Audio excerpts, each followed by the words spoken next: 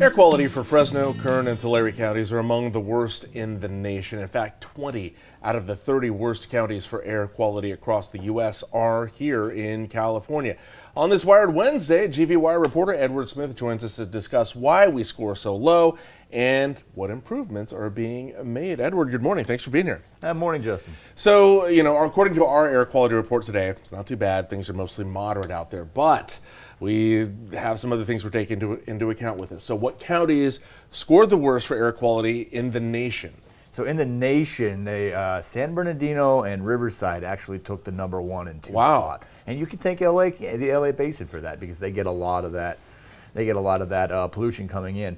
But closer to home, Kern, Tulare, and Fresno ranked in the worst. So Kern and Tulare were in the top 5. Fresno ranked number 7. Okay. So what was the method that they used to do the study? So it was something that, you and Kopi are very familiar with. It's looking at just general unhealthy days, and they looked at it over the past 20 years. So they compiled it, and they weighted the score for, unhealthy or hazardous. Okay, were there anything in particular in terms of the analysts using to attribute to the poor air quality? So they looked at a lot of, geographical features of the valley. We're here, surrounded by mountains. We pool a lot of the pollutants, and then also, agricultural practices don't help. Industry driving, pollution. There's a lot of factors to that. Is there any length? I guess I don't know how else I put this. As far as Fresno and Tulare County over the years, how has air quality averaged out for those two areas in particular?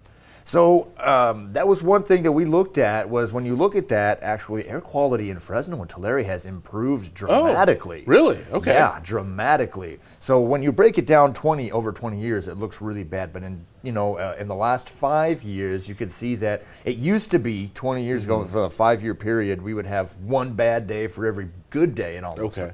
When you look at it more recently, it's 4 good days for every bad day now. It's improved dramatically. That's a good improvement. So as far as the areas that declined, what contributed to that? The areas that declined, now I didn't get a chance to look at every single county, but we did look at Fresno and Tulare counties. There weren't too many declines. Okay.